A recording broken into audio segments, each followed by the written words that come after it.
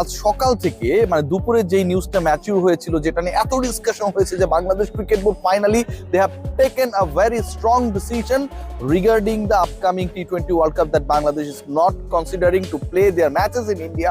সেই ব্যাপারে আপডেটটা সবার আগে সবার প্রথমে আপনাদেরকে আমি জানিয়ে দিয়েছিলাম that this decision is going to be from the BCB's part.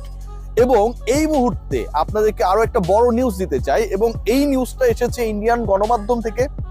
ভারতের কিংবা পুরো ক্রিকেট ওয়ার্ল্ডের সবচেয়ে রেপুটেড, আমরা যদি দুইটা মিডিয়াকে বিবেচনা করি মেকিং নিউজ অ্যান্ড ইন্টারনাল ইস্যুসের সাথে যাদের একটা বড় ইনভলভমেন্ট রয়েছে, একটা ESPN ক্রিক ইনফো আর একটা হচ্ছে ক্রিকবাজ। ক্রিকবাজের থেকে যে রিপোর্টটা এসেছে বিজয় ট্যাগর যে রিপোর্টটা করেছেন, ICC may consider BCB request for moving world cup matches out of India. Bharat থেকে ক্রিকবাজের রিপোর্টার এই রিপোর্টটা করছে, আইসিসির সাথে আইসিসির কানেকশনস গুলোর সাথে ক্রিকবাজের রিপোর্টারের কথা হয়েছে, এবং ICC may consider moving Bangladesh matches from India to Sri Lanka. এই ব্যাপারটা ক্রিকবাজ এনশিওর করছে। ক্রিকবাজের এই রিপোর্টে বিজয় ট্যাগর আরো একটা ব্যাপার বলেছেন। সেই ব্যাপারটা কি, সেটা হচ্ছে দেখুন, the ICC is not averse to moving the Bangladesh games to Sri Lanka, the co-host of the T20 World Cup. উল্লেখযোগ্য পয়েন্ট যেটা, ICC is not averse to moving the Bangladesh games. Averse, it means মানে আমি যদি সহজ করে বলি যে তাদের বিশাল কোনো আপত্তি নাই। কোন ব্যাপারে আপত্তি নাই? Moving the matches of Bangladesh, বাংলাদেশের ম্যাচগুলোকে সরিয়ে নেওয়ার ক্ষেত্রে কোনো আপত্তি নাই। কার কাছে? কোথায়? কো-হোস্ট শ্রীলঙ্কার কাছে।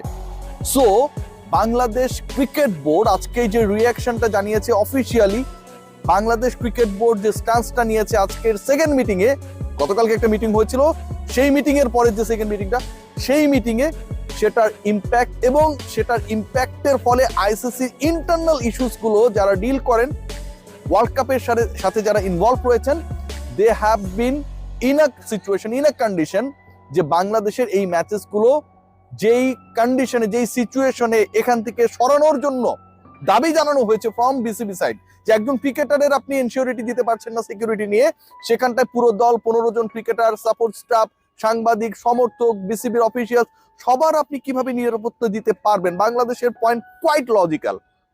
ICC right now considering the point of Bangladesh Cricket Board and they are very much willing to change the venues from India to Sri Lanka. এটা মোটামুটি ডান। এই আলোচনাটা এখন এই পর্যায়ে পর্যন্তই রয়েছে।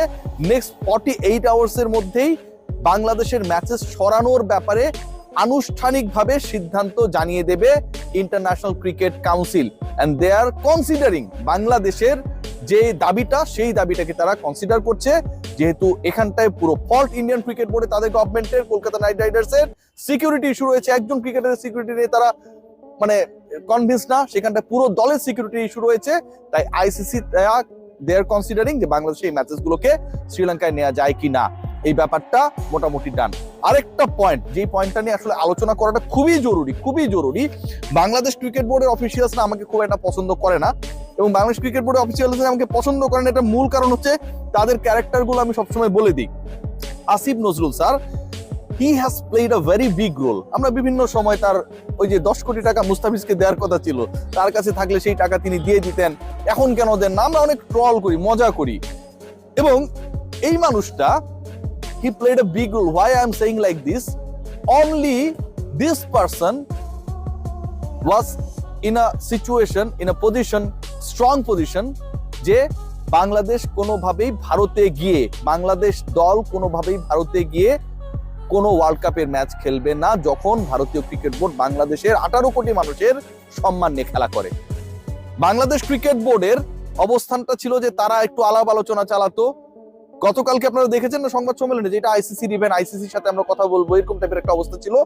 আইসিসি তাদেরকে বলতো যে তোমাদের সিকিউরিটি নিয়ে কোনো সমস্যা না। ইন্ডিয়া যে প্ল্যানটা করতো খুব স্বাভাবিকভাবেই, যে মুস্তাফিজকে বাদ দিছি, ঠিক আছে ভাই, এখন তোমাদেরকে আমরা নিরাপত্তা দিব, তোমরা আসো, খেলাও, চলে যাও। বাংলাদেশকে নিয়ে তাদের কোনো মাথা ব্যথা নেই। তারা কি কারণে প্যারায় পড়বে? ইন্ডিয়ান ক্রিকেট বোর্ড তো নিশ্চয়ই এই ওয়ার্ল্ড কাপের বাংলাদেশের 4টা ম্যাচ শিফট করা মানে কি, নেপালের ম্যাচ, আফগানিস্তানের ম্যাচ, সবচেয়ে গুরুত্বপূর্ণ যেটা ওয়েস্ট ইন্ডিজের ম্যাচ, ইংল্যান্ডের ম্যাচ, এই দলগুলোর ম্যাচেস গুলোকে তো আইসিসি কে শিফট করতে হবে, রাইট? সো এই যে ম্যাচেস গুলো শিফট করা, এখানে অনেক লজিস্টিক্যাল ব্যাপার স্যাপার রয়েছে, সেই ভেজালে তারা পড়তে চায়নি, বিসিবিও তাদেরকে সেই ভেজালে ফেলতে চায়নি। ডেইলি স্টারে নাম প্রকাশে অনিচ্ছুক বিসিবির একজন কর্মকর্তা আজকে সকালবেলা বলেছে যে এটা আসলে কোয়াইট ইম্পসিবল। পসিবল না impossible, that will be decided by the ICC and the Indian cricket board. Bangladesh cricket বোর্ডের উচ্চকণ্ঠ কর্মকর্তা, আবার নাম বলতে ভয় পান, তিনি বাংলাদেশে one of the leading English ডেইলিকে বলে দেন যে এটা quite impossible to ship Bangladesh matches to Sri Lanka. Asif Nazrul, he has taken a very strong position, very strong stance. Bangladesh যদি খেলে ওয়ার্ল্ড কাপে সেটা ইন্ডিয়ার মাটিতে খেলবে না। আমিনুল ইসলাম বুলবুলরা পরবর্তীতে যখন দেখলো যে ক্রীড়া উপদেষ্টা তার স্ট্যান্ডটাকে কোনোভাবেই তারা আসলে কাট ডাউন করতে পারছে না, then they have decided and announced that Bangladesh is not going to play their next world cup in the soil of India.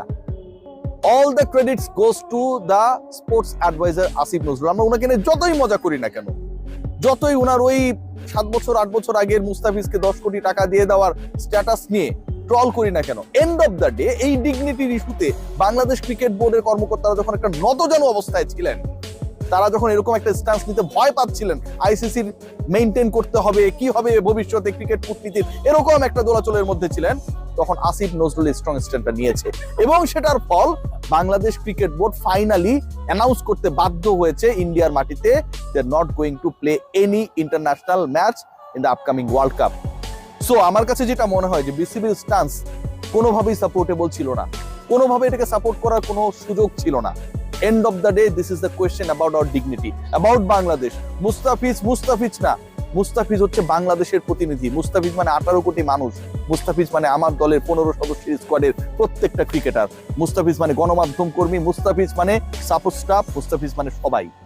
সেই সবাইকে যখন এভাবে অপমানিত করা হয়, ছোট করা হয়, একজনকে আইপিএল থেকে, আইপিএল এর 19 বছরের ইতিহাসে প্রথমবারের মতো বহিষ্কৃত করা হয়, সেই দেশে গিয়ে বাংলাদেশ ক্রিকেট খেলবে, ওয়ার্ল্ড কাপ খেলবে, এটা ভাই অকল্পনীয়, এটা হতে পারে না। এবং সেই ব্যাপারটা না হওয়ানোর ক্ষেত্রে বাংলাদেশের মেরুদণ্ডকে, বিসিবির মেরুদণ্ডকে সোজা রাখার ক্ষেত্রে ক্রীড়া উপদেষ্টাকে একটা থ্যাঙ্কস দিতেই হবে। 48 ঘন্টার অপেক্ষা। আবারও বলছি, ICC is going to give their decision এবং ICC still considering in a high note যে বাংলাদেশের ম্যাচেস গুলো ইন্ডিয়া থেকে সরানো যায় কিনা। তাদের কোনো ধরনের বিরোধ নেই বাংলাদেশের এই দাবির সাথে। This is the news. এবং এই ঘটনার প্রেক্ষিতে 48 ঘন্টার মধ্যে আমরা হয়তো জানতে পারবো শ্রীলঙ্কার কোন কোন ভেন্যুতে বাংলাদেশের ম্যাচেস গুলো অনুষ্ঠিত হবে। Thanks to ICC for considering this issue and definitely thanks to the sports advisor. আমার কাছে মনে হয় বাংলাদেশের ক্রিকেটে নবজাগরণ এবং মেরুদণ্ড সোজা করে রাখার জন্য এই মুস্তাফিজ ইস্যুটা চিরজীবন কালজয়ী হয়ে থাকবে। সবাই ভালো থাকবেন। Take great care.